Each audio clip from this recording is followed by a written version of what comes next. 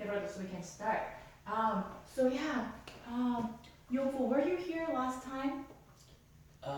Yeah. I think you were here. Yeah. Yeah. Rachel, I think I haven't seen you before. Yeah. Is this your first time? Yeah. Okay. So what we did before was to introduce ourselves, like our name, like what's your name, where are you from, what are your hobbies, and what's your, in regards of the, in light of the fact that this is a leadership class, what's your leadership experience? Like, it doesn't have to be like something big, like student government or like, well, I'm a parent and I'm leading my children, I'm influencing them, because we talked about leadership being an influence, right? And there are different types of leadership. But anyway, so what is your leadership experience like? I ran a business before, or I worked for a company. I had like my boss, but then I was also leading a team or something like that. So if you could share that. So what is your name? My name is Rachel. Rachel, where are you from? I'm from China. China, welcome. And what are your hobbies? What do you do in your spare time? I like to play the tennis. Oh, really? Tennis player. All right. Yeah. It takes a lot of muscles and skills. I don't think it's about your like your power, but it's more about like skills and how to swing your arm.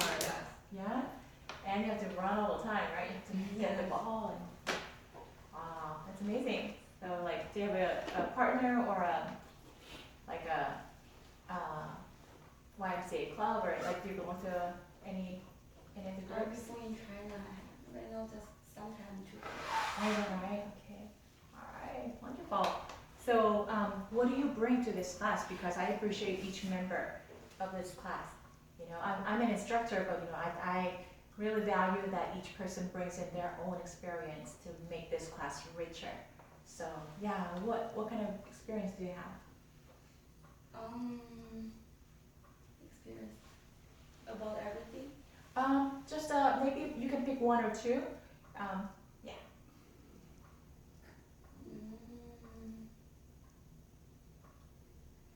I don't know. Well, were you working before? Before? Have you worked? Right here I worked. Okay. I worked in a restaurant. Okay. So what was your position? Were you waitressing or Like a waitress? Yeah. Waitressing. Before that, did you have any experience, like college experience, student government, leading? Before I graduated in China, Uh-huh. and then when I came here, I go to language school. Uh-huh. And after 1 year, I go to the college in San Diego. I see. Yeah, after one semester, I transferred to here. Oh, is that right? Okay. So, okay. So, did you graduate from college yet? No, yeah. one semester, yeah. All right. No problem. You might come up with some more examples, like as time passes, because we haven't met before, and you haven't heard what I was teaching. So, like, if you have a better understanding of leadership, you might be able to remember some of the experiences that you have. Yeah. All right. I know your face, but remind me your name again. Xiran. Shiran, that's right, Shiran. Welcome back. All right. So, let's talk about Nehemiah today. So, do you all have the booklets?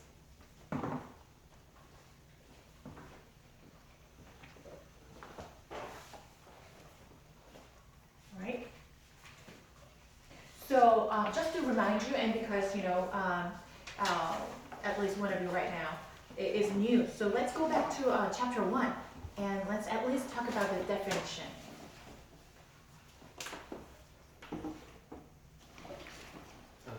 Sorry, I don't have the booklet. Oh, did you buy one, or did you leave it, or what happened?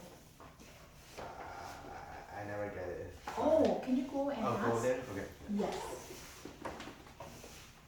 Do you have a book? Can you go and ask? Thank you. Because if you don't have the book, it's going to be kind of difficult for you to follow through. Yeah.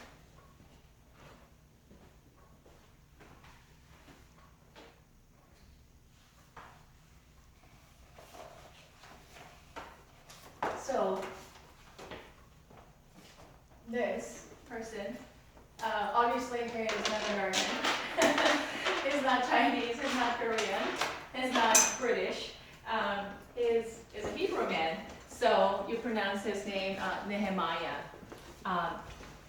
It's not Nehemiah, but Americans will call him Nehemiah, so I will go with that pronunciation.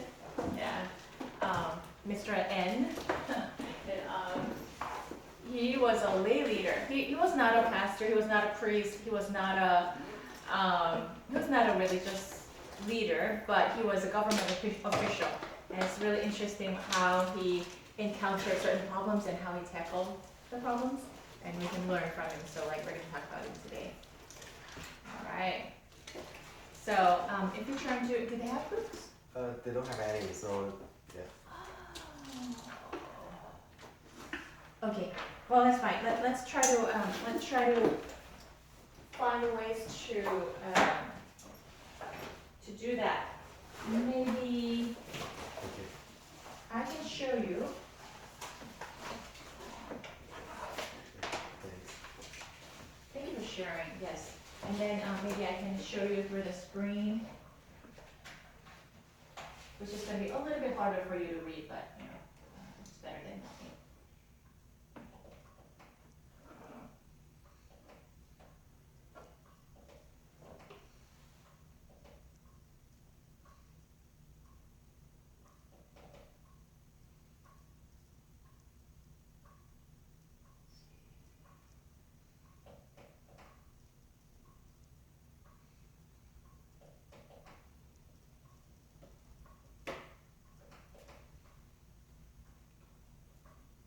Can you see? Is that too small? Okay, so maybe I should increase. Can you see better? Yeah, let's make it bigger. Bigger.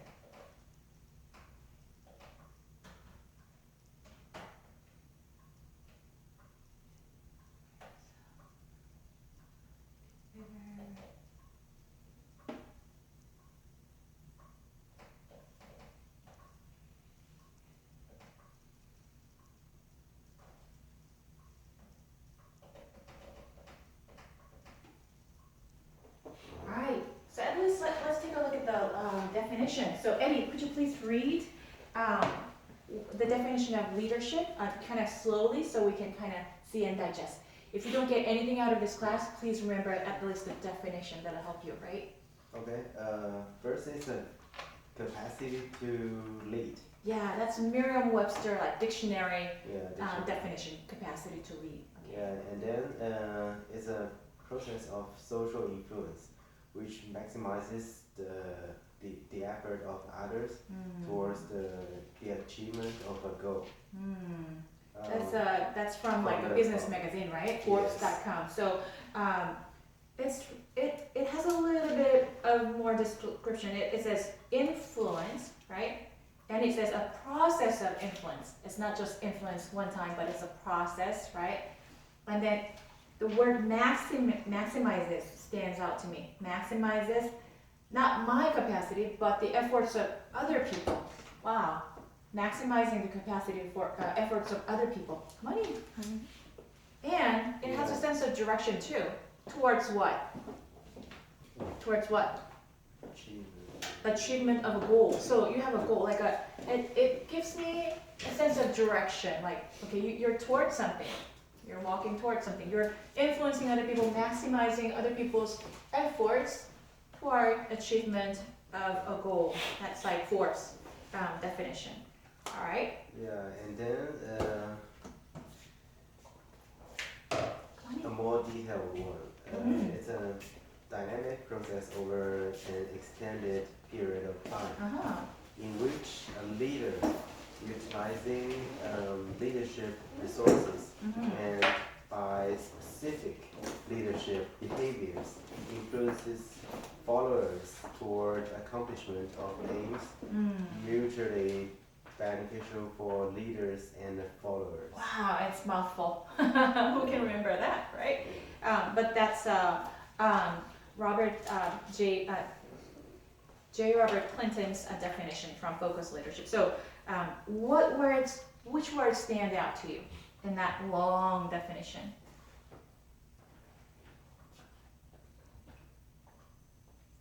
Which words stand out? Like it's right here.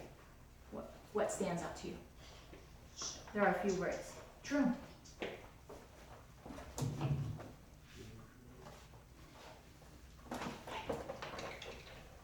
Once again, the word process is repeated, right? And you say process. Are you from Canada, Eddie? What? Are you from Canada? I know. Because you say process. They would say that.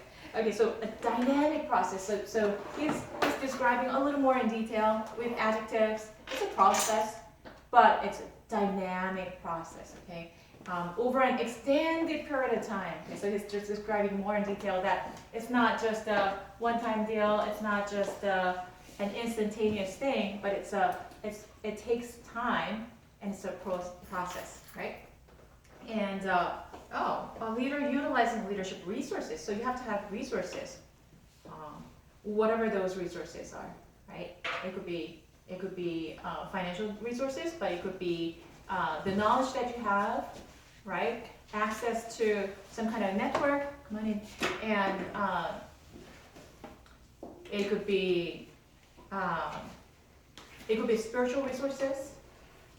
Any resources that you have, and then and by specific leadership behaviors. Okay, so I kind of appreciate his definition, but however, he already used the word leadership in the definition of leadership, so that's not really. I don't think that's really helpful. But it talks about the behaviors. Oh, so you're influencing behaviors. So behaviors, all right, and. Ultimately, it's behaviors, but I personally also believe that it's influencing the motivation too. Sometimes you cannot change the motivations. You can only change the behavior sometimes, but I believe that you can also change people's motivations as well over time with prayers. But it talks about the influence. Oh, influence, once again. So do you have a book? No. Okay, did you buy one? I don't. Oh, Can I buy okay. it? Did you ask for a copy? You don't have any. Oh, no, you can make a copy though, right? Maybe Then next week. next week? Okay, so anyway, it's right here, a dynamic process over an extended period of time. So we're talking about the definition again. Just to, because I came back in how many weeks now? We skipped 2 weeks. I mean, on my end, we skipped 2 weeks. So I'm trying to remind you of the definition. So we have a few different kinds of like people from different backgrounds defining what leadership is, and it's beneficial for us to take a look at that. So J.R. Clinton's definition is this: dynamic process over an extended period of time in which a leader utilizes leadership resources. So we talk about resources and by specific leadership behaviors. So a leader acting in certain ways. So he's talking about the fact that leadership is an action. Yeah.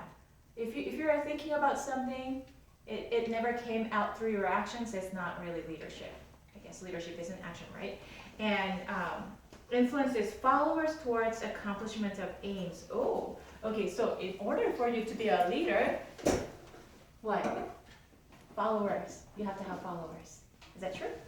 So if you're just alone and nobody's following you, or you have like official title and position and there are people underneath according to the organizational chart, but if they're in fact not following you, I'm not sure if you, in a sense, if you really have leadership. If leadership is not about position and title.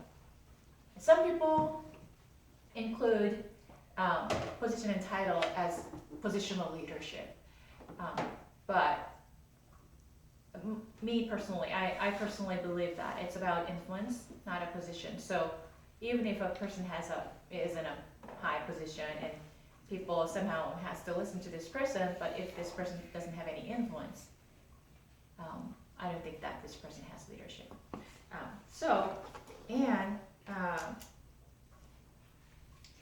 It says influences followers toward So it also has a sense of direction toward what? Accomplishment of aims. It's the same thing. Goal, aim. So kind of, you have something that you share in common. The goal in common. And he says, mutually beneficial for the leaders and followers. Oh, okay. So there's a goal, but the leader may have his own goal or her own goal, but the followers might have different kind of goals or purpose. And if their purposes or goals don't match, then probably in the long run, the followers will not follow you anymore, right? So you have to set a goal that is mutually beneficial, not just for yourself, but for the whole team, for your followers, I guess. So this is a definition of leadership. However, I told you that there are different kinds of leadership, and so this is a general definition, and then there's a definition for biblical leadership. Biblical leadership, because this is a Christian college, I hope you know. So we talk about the biblical standards, biblical values, right? So what's the Bible? Let me ask you that very basic question. What's the Bible? How many of you ever actually had a chance to take a look at a Bible? Did you ever see a Bible like so like something like this?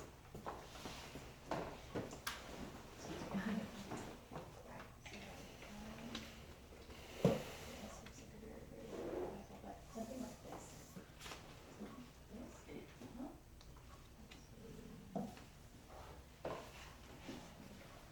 It's only a New Testament, but right? So I'll give you an example of like a New Testament. Thank you. There's only half of it. Oh, you're welcome. So Bible is what does a Bible contain? Come on in. What does it talk about?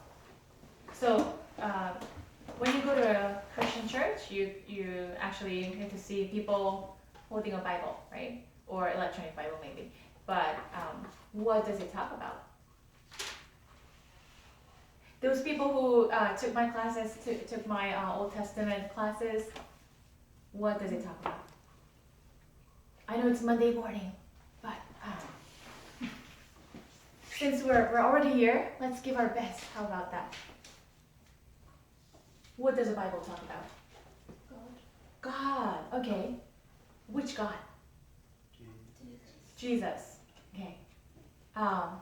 Actually, it talks about, it's a little bit of a challenging definition, but it talks about God the Father, Jesus the Son, and the Holy Spirit. And we're not talking about three gods, okay? It's one God, but having three different modes.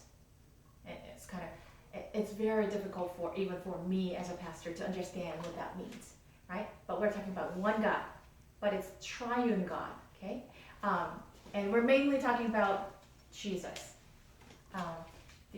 The Bible is divided into two sections, right? The Old Testament, the Old Promise, and the New Testament, which is the New Promise. So, Old Promise existed before Jesus came to the earth. And the New Promise took place after he came, as a result of him coming. And, by the way, what does the Bible talk about? Yes, about God, and about his people. It's like it can be described in many different terms. I will describe it in two different angles. First of all, it's a love story between God the Creator and his people. It's the most beautiful love story that I've ever read in my whole life. I was a big reader, not right now, but when I was growing up, I was a big reader. This is the most beautiful love story that I've ever seen. Number two is that it provides us, it provides standards, God's own standards. God is the ultimate judge, by the way, and so His own standards about regarding how to be blessed and how to be cursed. So His purpose and aim is that I want my creation, because He created every one of us, whether we go to church or not go to church, whether we know Jesus or not, not know Him. He created all of us, and He wants every single one of us to be blessed. Those who are parents, you probably know when you raise your children, when they start understanding your words, I don't know, like when is it, like 1.5 years old, 1 year old, when they start understanding the language, then you want to teach them what will be a blessing to them, like what will be a good path and what will be the bad path, and you try to keep them away from the bad path and kind of encourage them towards the good path. Is that true? So God has the same fatherly heart. That's why we call Him Father God. And He wants all His creation, you and me. It does not matter where you came from and what kind of background you have. He wants all of us to choose the path of blessings. So He wrote down through stories of real people who existed in the past, historical figures, some people who are in high positions and very intellectual, to people who were very lowly and was just ostracized. They were like outcasts of society. Broad range of people. And through their stories, God wanted to lay out to you and me how to be blessed, so we can choose the path of blessing, not the curse, right? So those are the couple of things. And the main message, what's the main message of the Bible then? We talked about this. So the Christian, one of the key Christian symbols is a cross, right? Oh, American Red Cross. No, it's not American Red Cross. So what does the cross symbolize? What happened on the cross? Anybody? Why is the cross important? Jesus died on the cross. Jesus died on the cross. That's right. Why did He die on the cross?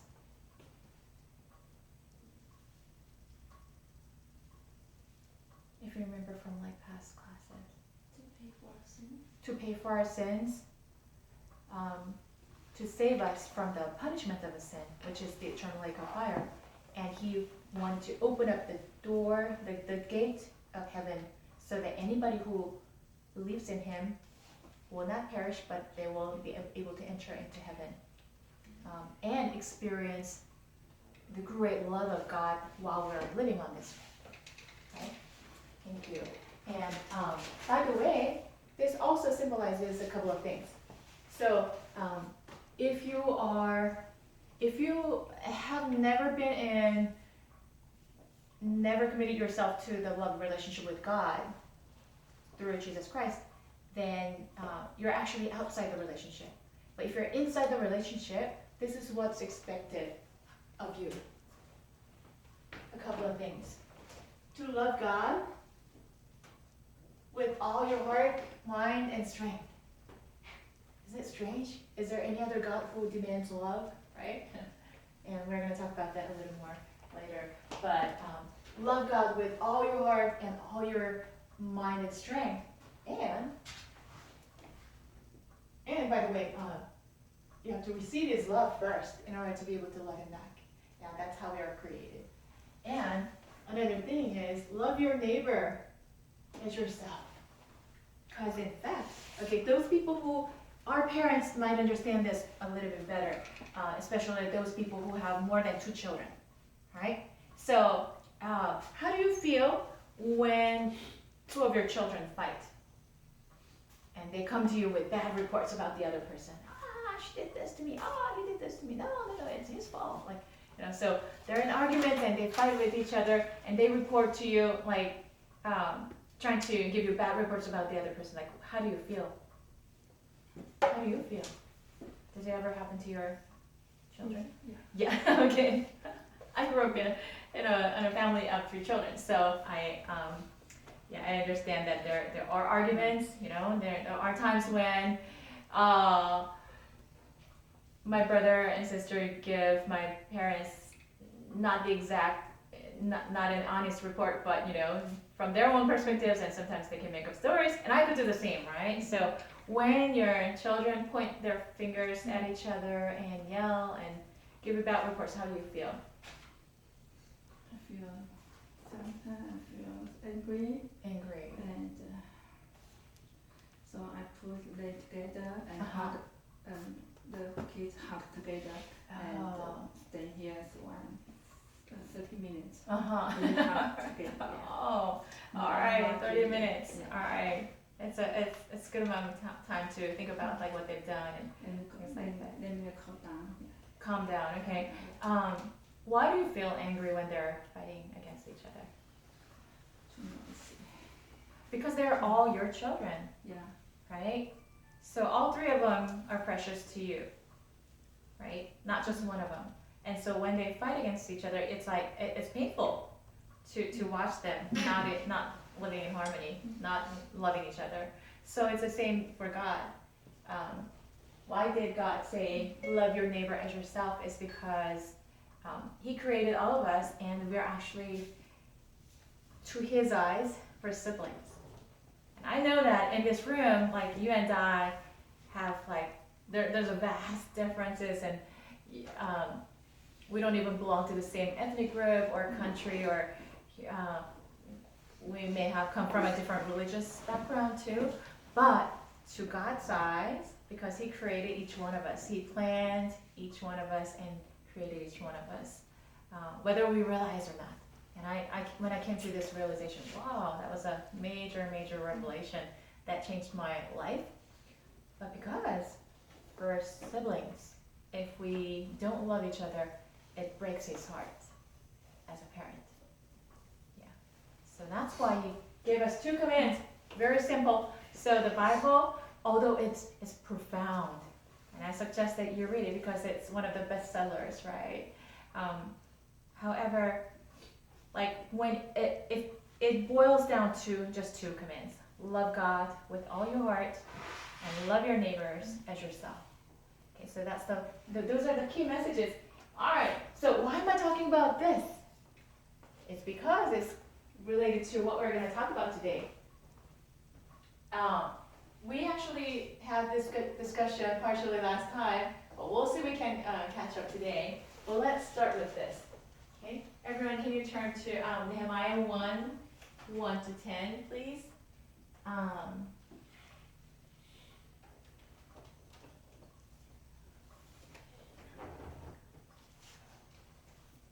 And if you don't have electronic Bible or anything like that, you can also take a look at this screen.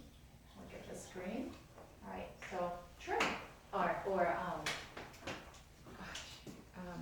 Roy, can you please read the first verse?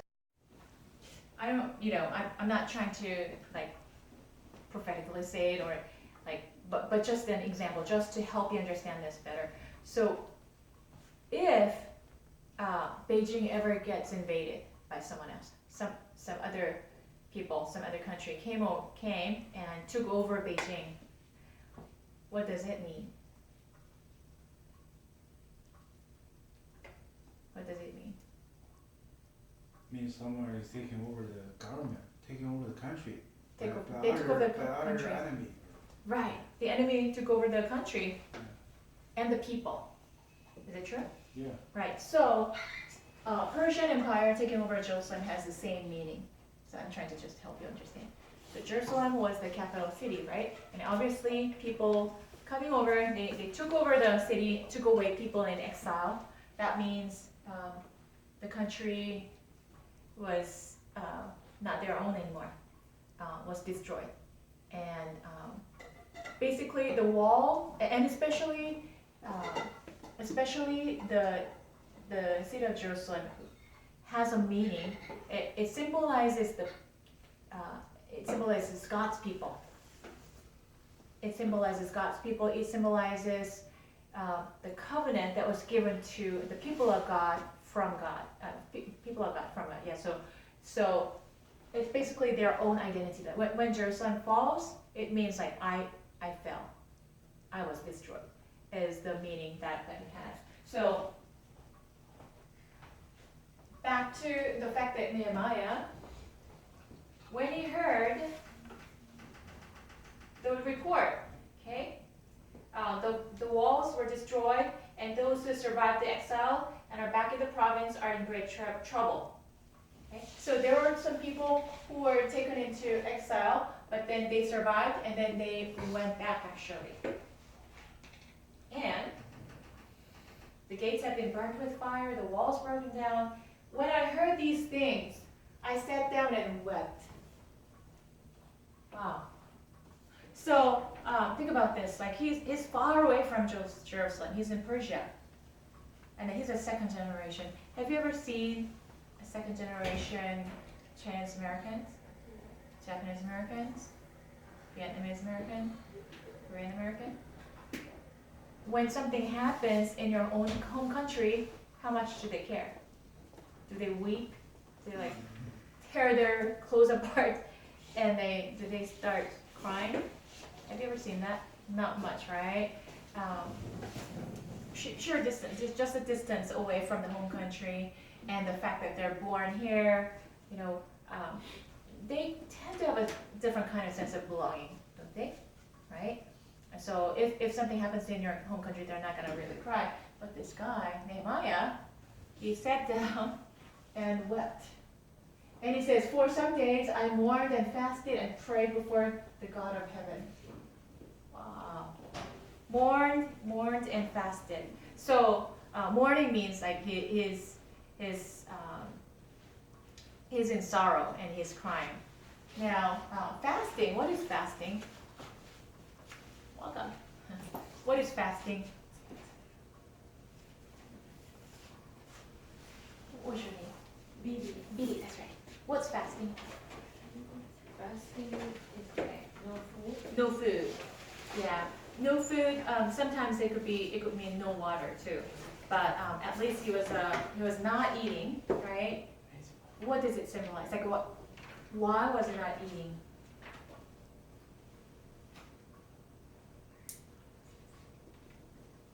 So I know it's hard for us to imagine today because there are so many people around me who are skipping meals for the sake of losing weight. I don't think that was the purpose of this guy. Okay. In Hebraic culture, fasting and mourning and putting ashes on your head, it means a great tragedy has happened, and I'm in pain, I'm in sorrow. This is a tragedy. Okay? That's how they express their sadness. Yeah.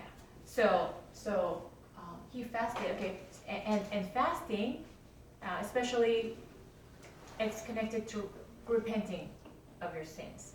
So we're going to come back to this. So fasting means standing before God and acknowledging my own sin and saying, I'm really sorry, God, for my own sin. Would you please forgive me? Because if you skip meals for just a couple of days, what happens? Lose weight. Huh? You lose weight. You lose weight. You lose weight, but you become kind of, you have no energy, right? If you fast for about 40 days, what happens? And yes, you lose weight, but to the degree that you might lose your own life, right? So eating has to do with your survival. So giving up on food means, you know what, there's something more important than my life, is what he's saying. That's kind of symbolic, right? So he mourned and fasted and prayed before the God of heaven. All right, so what do you think was his approach? So what was the problem? The problem was the walls of Jerusalem fell, and the gates of the wall were burned, and people were in despair, right? how did Nehemiah approach the problem? How did Nehemiah approach the problem? Did he go to the king because he's a very high government official, right? He has access to the king. He was serving the king every day. What does the cupbearer do? Do you know what cupbearers used to do? You should know. So the kings, and throughout the Chinese history, it's true too. I've seen movies. I've read books about these. When there's an emperor or a king, there's always a cupbearer. Why? Because there are people who try to overthrow the government or the kingship. Okay, and one of the ways that they could overthrow easily was to kill the king, right?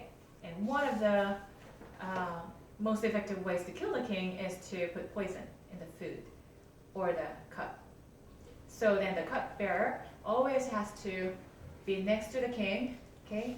Taste the cup first and see if he dies, okay? If he doesn't die, then the king can actually take it. So the cupbearer, what if the cupbearer is the one who puts something in the food, it's something in the drink, and then he just takes just enough not to kill himself and then just gives it to the king. Wow, that'll be the end of the story, right? So the cupbearer is highly trusted. Like your most highly trusted person would be your cupbearer, right? So that was Nehemiah. So he has friendship with the king. He has access to the king. Now, did he run to the king when he heard the news? Okay, so obviously what he wants to do is to rebuild the wall, rebuild the city of Jerusalem, obviously, right? He wants to.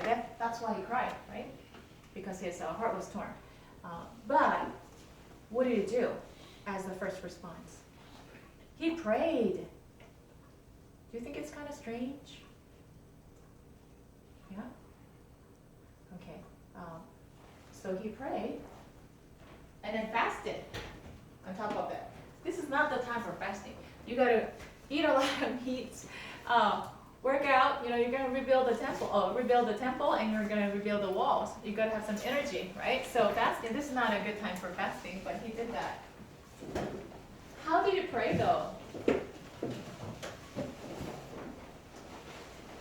He prayed like kind of a long prayer. What was the content? Like how did you pray to God? What were some of the keywords?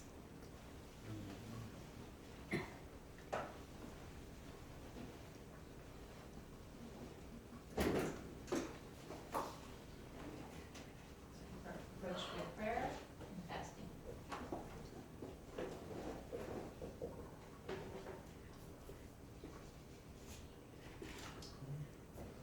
All right. So what was the content of his prayer? Lord, the God of heaven, the great and awesome God. What is he doing? He's exalting God. Okay? Giving him praise. When the situation is the city and the walls have been ruined, but he's praising God. It's kind of counterintuitive, right? It doesn't make sense that he praises God. Okay? But he praises God. And then what else?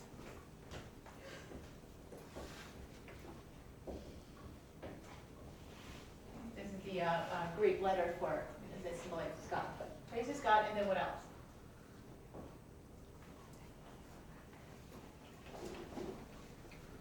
How about a covenant? What's a covenant? I talked about the fact that a covenant is a promise, right? Promise between at least two parties, right? What do you remember from the past few quarters about a covenant? Okay, a covenant is made between at least two parties, party A and party B. What else do you remember?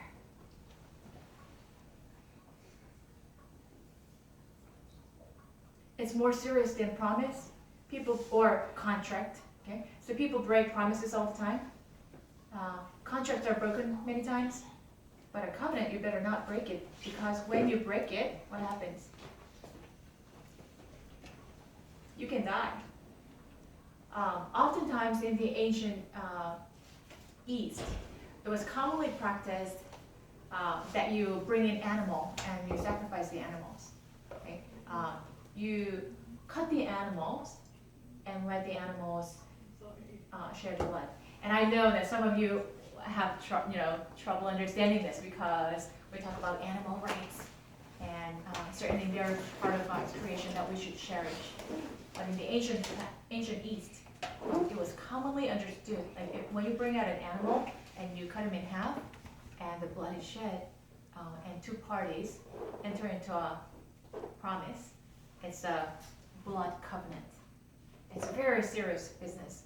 Okay, so basically they're saying, if I ever break the covenant, then let this happen to me, is what it means. So I commit myself to this promise with my own life, is what it means. So covenant is very serious, right? What was a covenant between God and his people? If you remember, Abraham. And I know that some of you don't have any background about this.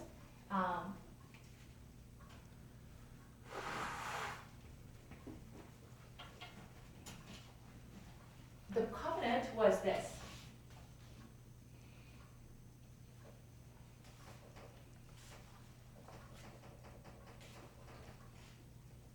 Okay, so Angel, could you please read the first couple of verses for us? After this, the word of the Lord came to Abram in a vision. Do not be afraid, Abram. I am your shield, your very great reward. But Abraham said, Sovereign Lord. Sovereign Lord, what can you give me since I remain childless, and one of who will inherit my estate is Eliezer. Eliezer of Damascus. And Abram said, you have given me no child, so a servant in my household will be my heir. Yeah. So basically, Abraham he did not know God at all. So he came from a region where there were many gods. Okay, so he believed in other gods. But for some reason, God called him. And then for some reason, he obeyed and followed his call. And so what God promised him, Abraham was very old by this time. He was already 75. Okay, what is a 75-year-old capable of? Maybe if he's healthy, he'll walk around. I've seen some great professors and teachers, in their 70s and 80s, teaching and traveling. That's wonderful. But I don't think they're capable of having children, right? So what God was saying to them was, I will give you a child of your own. It's not adoptee. It's not by other artificial ways. I mean, in the past, it did not exist, right? I'll give you a child, and through him will come many nations. And Abraham, he went through so many times of ups and downs, although he believed that God was powerful enough and he would keep his promise. But he went through ups and downs because it was so unbelievable, and it took such a long time for him until the promise was fulfilled. So that was the beginning of that. That was the beginning of covenant, the covenant being established between God and his people. Later on, so it's a long story, so I don't want to describe the whole thing, but later on, through Abraham came Isaac and Jacob, and by the fourth generation, they had 12 sons, so 12 great-great-grandchildren, right? And those 12 people became the heads of the 12 tribes, okay? And so hence came many nations, through Abraham came many nations. But, so, what God told his own people, so God-fearers, those Yahweh believers, he said, you know what? Let's enter into a new covenant, because I want to remind you, you're fourth generation, and I want to kind of renew my promise with Abraham, that my people will come out of, many nations will come out of him, and they will worship me, and they will be my representatives on this earth. You know, I want to renew that idea through this thing. So he told Moses. Moses is like many generations after, and he was representing the people of God. And God said to Moses, "Okay, if anyone wants to be my people," do you know that we're all created by God, each one of us, and God loves each one of us. However, not all of us know about it. So I come from a Buddhist family myself, and I did not know that there was a creator. I did not know that God created me. I did not know that God loved me. But there was like a period of time when I came to this significant revelation, like spiritual awakening, that God exists and He created me, He loves me, and He has a purpose for my life. That was a moment when I actually came to realize that. And so, He created all of them, but not everyone knew God.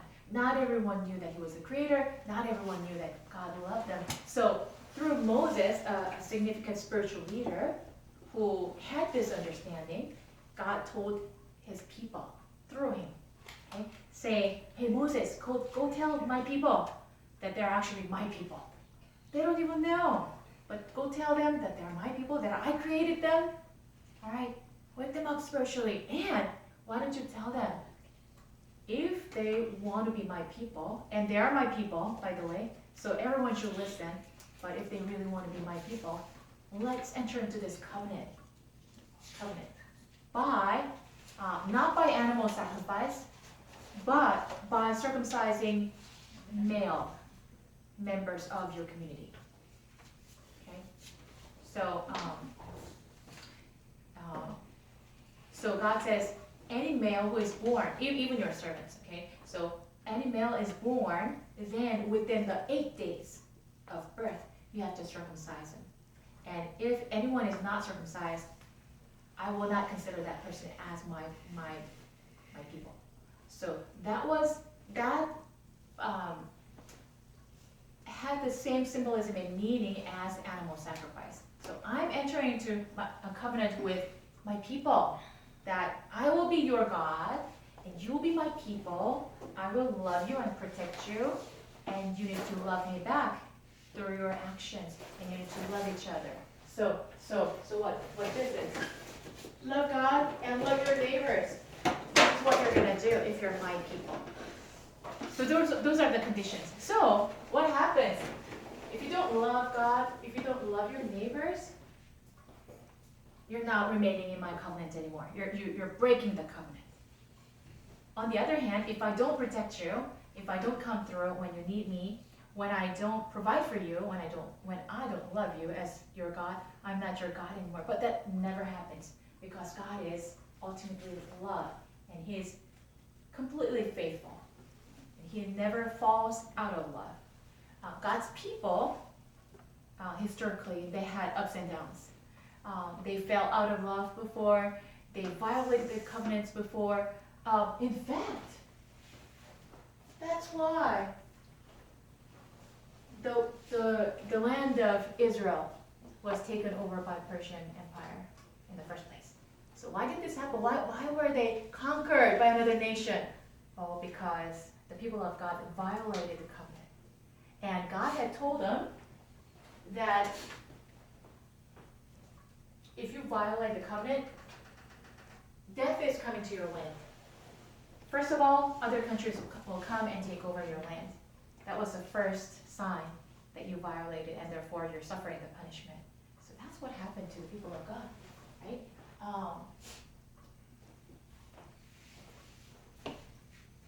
So back to Nehemiah.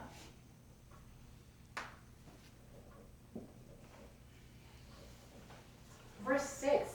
Roy, would you please read for us? Let your ear be attentive and your eyes open to hear that prayer your servant is praying before your day and night for your servants. The people is Israel. Mm-hmm. I confess the we Israelites. Israelites, including myself and my father's family, have committed against you. Verse 7. Verse 7. We have acted very Wickedly. toward you. We have not obeyed the commandments, decrees, and laws you gave your servant Moses. Right. So what is he doing? In his prayers to God, what is he saying? He's confessing the sins, right? Why is he confessing the sins? Did he actually commit those sins? Oh, I went against you, Lord. I sinned against you. Like, okay, so did he personally commit the sins that he's talking about right now? I don't see it anywhere that he personally committed those sins. But he is confessing in behalf of the people. The people of Israel, although we were given the commandments, okay, the 10 Commandments, what did he say? Don't put any other gods before me. Don't make any idols, like the golden calf or anything like the graven images, right? Don't say the Lord's name in vain. Remember the Sabbath day, the rest day, and come into my rest and celebrate. Honor your father and your mother. Okay, don't kill, don't commit adultery, do not covet your neighbor's possessions. All these things were given to them, and the people of Israel just violated them time after time. And so then God was saying, all right, so I told you that if you remain in my love and in my commandments, then I will love you back, and I will always protect you. I will be on your side, and you'll be my people. But however, if you break these, then you're out of the relationship. You broke the relationship. You broke the covenant. And when you broke the covenant, what happens? Ultimately, death. But because God is gracious, He did not want to wipe out the entire human race, right? But so He gave His grace. He allowed His grace and mercy, so that people will not be wiped out, but they were conquered by other nations, and they were taken into exile. Okay? And Nehemiah, although he did not violate these laws, he did not. However, he was repenting and mourning. Please forgive the sins of my own and my father's sins. I confess the sins we Israelites, including myself and my father's family, have committed against you. So this is very significant. He is taking the responsibility. So he was representing, just like you said, who was there? Somebody from this side said Nehemiah was leadership. Did you say that? Nehemiah was a leadership, and he was a true leader. So he considered other Israelites as his followers. Okay? Not everyone had the same vision at that time. People did not know what they were doing. But as a leadership, he was representing his own people and talking to God in behalf of them, saying, I and my fathers have committed sin against you. Okay, what these people have done, I represent their sin, and I'm asking for forgiveness in behalf of them. So have you ever done something, I don't know, because most of you are from Asia, right? I don't know if you ever did something wrong at school when you were growing up, like in elementary school. Maybe you did not turn in your homework, or maybe, especially if you get into a physical fight, I don't know, if you hit someone, okay, and your teacher calls your parents. All right, Mrs. So-and-so, your son just hit someone, or did something wrong against them. So can you please come? We need to have a parent-teacher meeting. Have you ever had those moments? Yeah? Yeah? Okay. Come on, be honest. Never? All right. Oh, okay. There are some really good citizens in this room, but some of us got into trouble, right? And our parents were called. And when they show up at the classroom and the teacher is like, I tried to really put up with this, but your son hits everyone, he bites people or whatever, something happened, all right? And then what do your parents have to do? In behalf of you, they have to ask for forgiveness, right? I'm so sorry, I did not educate my child well. I'm really sorry that he came out to be this way. I'm using he just because I'm using an example of physical aggression. So, because girls are less likely to use physical aggression. They use like verbal attacks, right? Okay, I'm so sorry I raised my son like this. Would you please forgive my son? So don't they represent you to ask for forgiveness? So that's what he's doing, Nehemiah. It's like, my people have committed sin, but you know what? It's my sin, and it's my father's sin. Would you please forgive them? Is what he's doing. Okay, does it make sense? So he was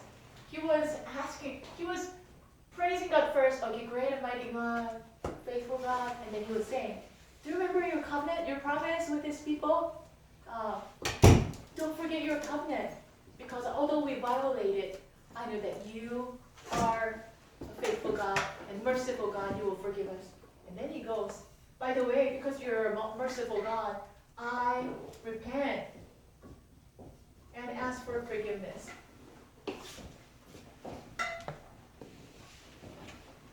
Ask forgiveness. That's what he's doing, right? And then what else?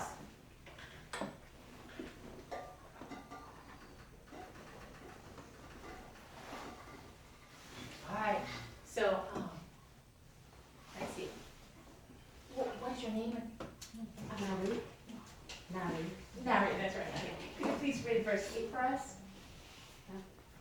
Verse 8. Remember the instruction you gave your servant Moses, saying, if you are unfaithful, I will scatter you among the nations. But if you return to me and obey my commands, then even if you exile people at the farthest horizon, I will gather them from there and bring them to the place that I have chosen as a dwelling for my name. Oh, thank you. So, do you remember God? You told us this. So, if we're faithfully following you and if we obey your commands, you told us that you will bless us. However, if we violate the covenant by breaking all the commandments, not all, but like even if you break one, that's considered as a sin that makes you deserve death. But so if our people break the covenant, then did you say that you're gonna scatter us? Okay, meaning other countries will come and take you over, and so people will be scattered. But did you say even if your exiled people are at the farthest horizon, if you repent and ask for forgiveness, did you say that you will gather us from the exile and you will bring us back to Jerusalem? Isn't it what you said, Lord? Wow, so that's what he's saying. So obviously he is in conversation with God all the time. That's why he's talking to God like this. Don't you remember that? Don't you remember?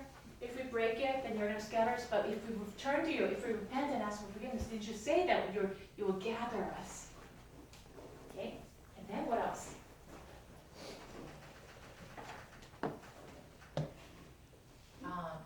Bibi, could you please read verse 10? They are your servant and your people, whom you redeemed by your great strength and your mighty hand. Yes, 11. Lord, let your ear be attentive to the prayer of this your servant, and to help prayer of your servant who delight in revering your names. Give your servant success today by granting him favor in the presence of this man. Oh, so he's saying, remember These people are your children, not your enemies, Lord. Remember, these are your children. Although they're misbehaving and they have gone afar, they have been led astray, they're still your children, they're still your kids, remember? And then, another thing that it's saying is, give me a favor.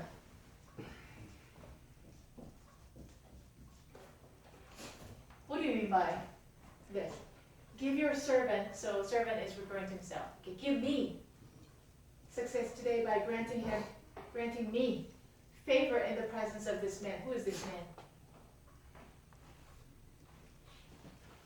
Meaning the king. So, remember, we're your children.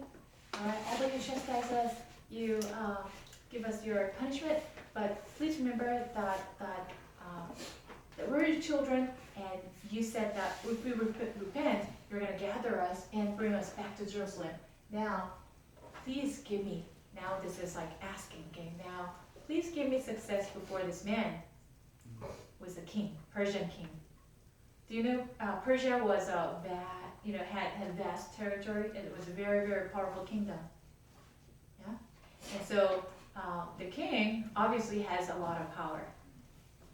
And this man actually is a cupbearer. What a cupbearer is supposed to be doing is you always need to smile and very gentle and respectful toward the king.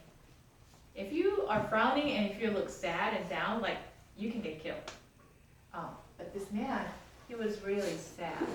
And he's asking the Lord, he's asking God, please give me success today by granting him favor in the presence of this man. So after saying this, actually, he goes to the king. And the king says, okay, well, I know you pretty well because I see you 3 times a day, right, during mealtime.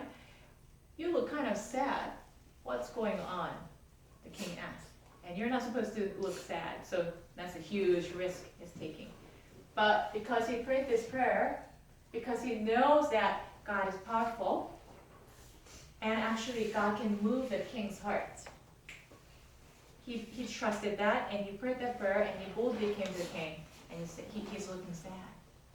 And the king asked him, what's going on? And then Nehemiah says, oh, it's because my people who went back to Jerusalem said that the city was in ruin, the walls crumbled down, and it's a tragedy.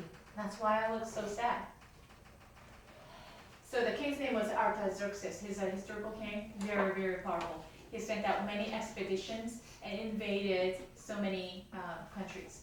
And so he's a great king of Persia.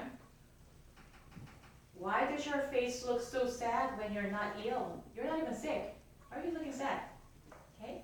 And I was very much afraid. Wow, there's a good reason for him to be fearful because he's not supposed to look sad before the king. I was very much afraid, but he said this. May the king live forever. Why should my face not look so sad when the city where my ancestors are buried lies in ruins and its gates have been destroyed by fire? Oh, but instead the king telling him, okay, get out of here. I got many things to take care of, and you're looking like down in front of me, like how dare. He did not say that, but he said, what? What is it that you want? So right before this, Nehemiah actually prayed that God's favor will be upon him so that he will have success before this king. He asked for that. And he goes, what is it that you want? All right, I forgot your name. What's your name? TJ. TJ. Okay, TJ, please read verse 5. Oh, verse 4 and 5. Oh, you can't see? Oh. It's super.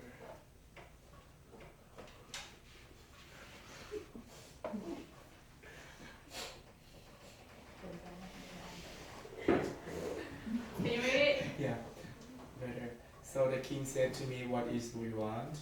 Then I prayed to the God of the heaven, and I answered the king, "If pleases the king, and if your servant has found favor in his sight, let him send me to the city of Jahan, where my ancestors are buried, so that I can rebuild it." Yeah, so what is he asking? If it pleases you, king, would you please send me to Judah, the land of Israel, to Jerusalem, so I can gather people and rebuild the city and the wall. Rebuild the wall. Okay, so what do you think? Okay, I know we have to go back to our historical times. It's harder for us to imagine because we're living in a contemporary era. But when a nation conquers another nation, what is the fear of the conquering nation? The conquered nation might revolt. The people that you can conquer might revolt against you. You know, that's the fear, right? So King Artaxerxes had the same fear because obviously the Hebraic people, the Hebrews, were growing fast in population. Okay? They were really growing fast and they were fearful. So if he says, let me gather my people, go down to Jerusalem to rebuild the wall, would that be kind of a threat to the king? It could possibly be, right? Because building a wall means you want protection, you are ready to engage in battles, right? So asking for that is like a really risky, kind of dangerous request. But he said that. And then, long story short, yeah, let me just help you break this part. Okay, could you narrate, could you please continue to read verse 6? Then the king with the queen sitting beside him asked me, "How long will your journey take, and when will you get back?" It pleased the king to send me, so I said a time. Wow. He did not say, why are you going back there? Why are you rebuilding your walls? Like, you're a conquered nation.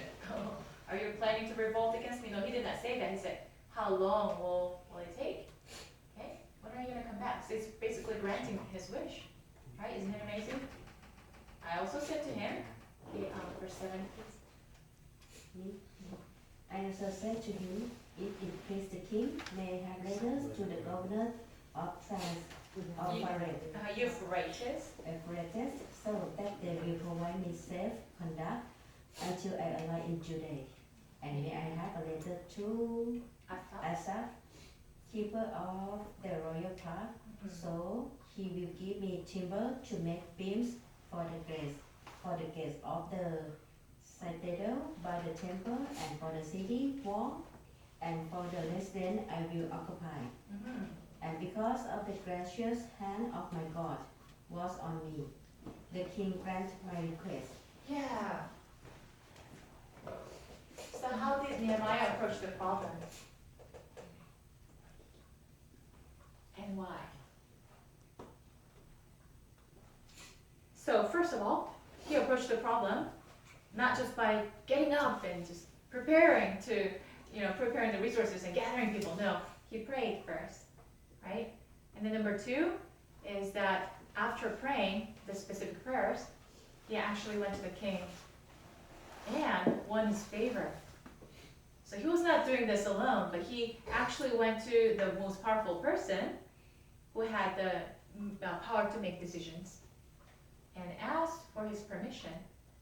Oh, if it pleases the king, would you please give me a letter so that I can actually pass through all the gates, without any problems? And then actually, would you allow me a certain period of time to be away? Wow, a cupbearer being away? Wow, that would be dangerous to the king, right? But he actually requested that he would be away for more than a month, okay? And then he actually asked for a letter. Like, I need your approval, like an official approval. Okay, so that's how we approach the problem. How we actually conducted the construction project, rebuilding the wall, and how did he gather all these people? They were not professional construction workers. These are just people just like you and me, right? But he was able to mobilize. He was able to present the vision, okay? And he was able to mobilize all these people. And rebuilding the wall would have taken months and months. However, God's favor was upon him. He was able to get all the resources through the king of the conquering nation, and he was able to fight against all the attacks of the enemies. There were people who tried to actually keep him from continuing with the project. Okay, they threatened him, like, okay, let's come away to this field and let's talk. And then they were going to kill him, but he did not submit to that. They said, they spread the rumors about him. Okay, he's trying to go against the Persian Empire, so wipe him out. So there were many attempts to go against him and against his project, but he overcame all those with wisdom and prayers. So what was the role of his prayer? Doesn't it look kind of like almost dumb when something urgent like this happens and then you go into a room and you pray? Sometimes it looks like very ineffective. It looks like not a very wise thing to do. You have to get up and take an action. Do something about this. Do something about this, right? But the way he did something about this was to turn to prayers. So it's kind of different. Why? Why is important, right? Why did he pray first instead of taking an action?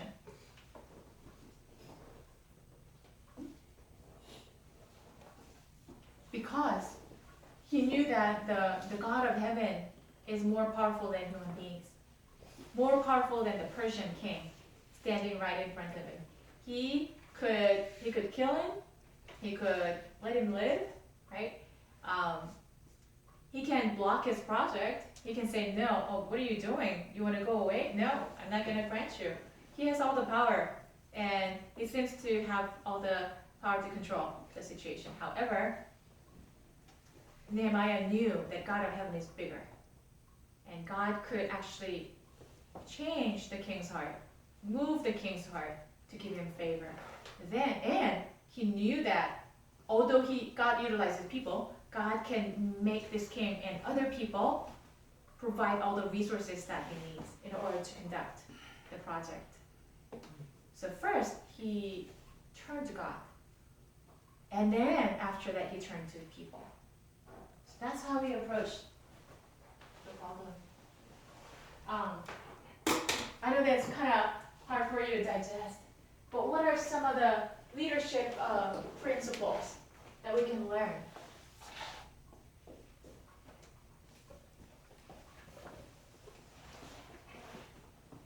From Nehemiah's leadership.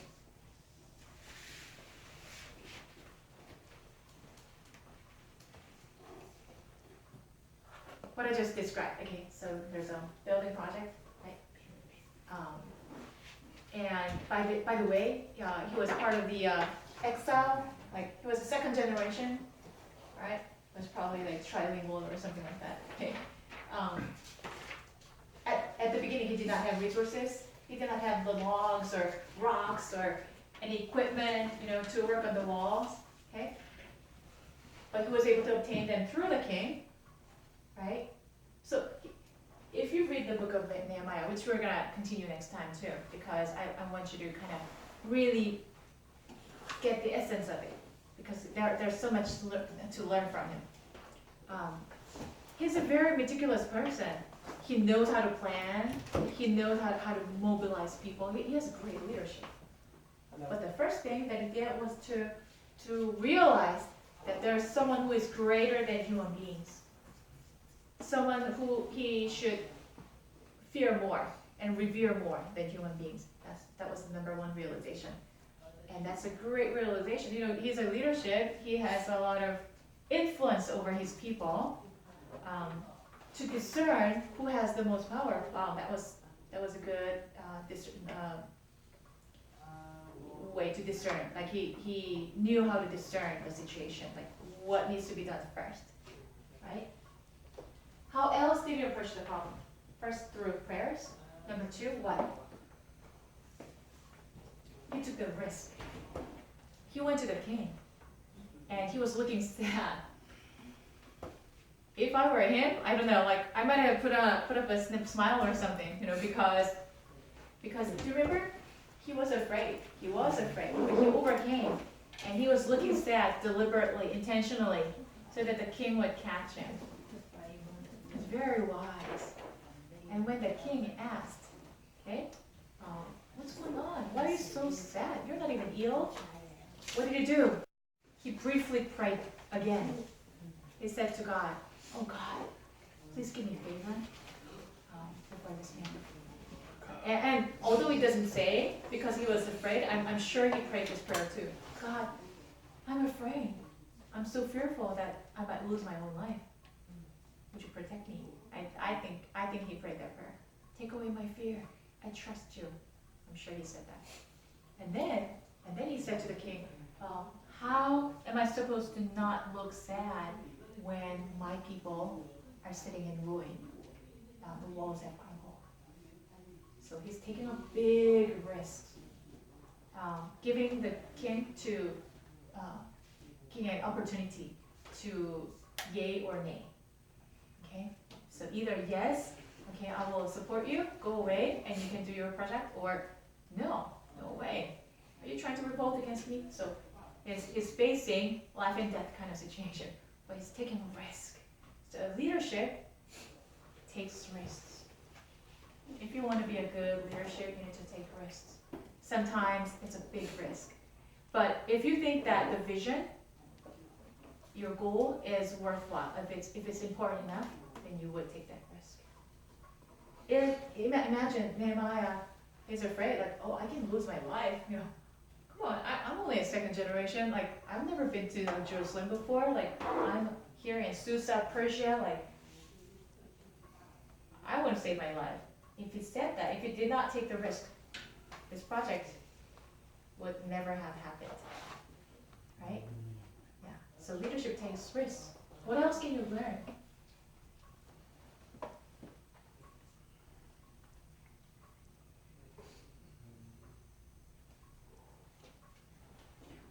We talked about the definition of leadership today, right?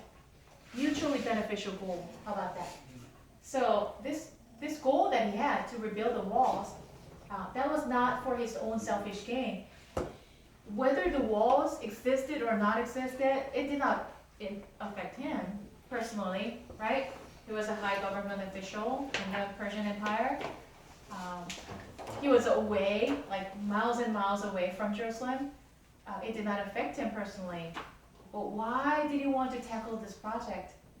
For his own people, or for other people, right? And so we talked about the definition.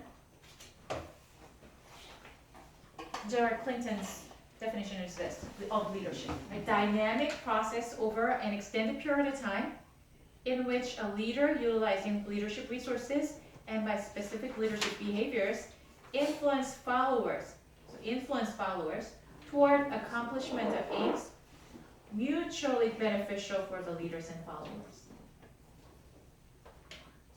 So mutually beneficial, this is not part of the dictionary definition or like Forbes.com or Fortune 500 definition. This is a definition out of a leader who studied Christian leadership because of the Christian values. The goal should be mutually beneficial to you and to me. And that's what he did. By the way, if the goal is mutually beneficial, your leadership will last long. You know what? Because if you are, imagine yourself as followers, okay? Okay, I'm a follower, and the leader sets a goal. But we can easily see, oh, that's for his own benefit, or, oh, that's her own goal, but like, I don't know why I'm doing this. So if we're asking that question, oh, I don't know why I'm doing this, then are you likely to follow him or her? Not really, right? And so if you have a mutually beneficial goal, then your leadership will last long and it tends to be more successful. So that's one key lesson that I want to actually give you. Today's like takeaway lessons, okay? I wanted to actually talk about this, but time's up. So we, unfortunately, let's take a couple of minutes. Okay, so this group, do you remember? You had like lively, dynamic discussions last time about this situation. Do you remember? Yeah. You know, 100 restaurants throughout the United States, one head chef and one assistant chef in each restaurant, and 100 franchises. And so like one person has to be laid off because you want to hire a robot, right? Which is gonna save money. So can you share some of the things that you talked about before? Like how did you actually